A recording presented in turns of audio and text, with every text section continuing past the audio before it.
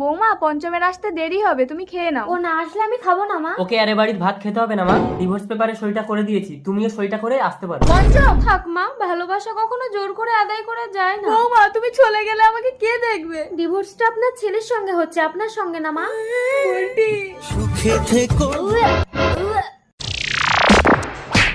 এ কি, মহিলাটা তো অসুস্থ হয়ে পড়েছে, চিকিৎসা করাতে হবে।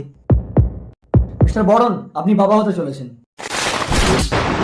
কিছু মনে করবেন না, আসলে ডাক্তারবাবু আমাদের এলাকায় নতুন। বাই দ্য বাই, আপনাদের বাড়িটা কোথায়? বর্তমানে আমার কোনো বাড়ি নেই। সে কি?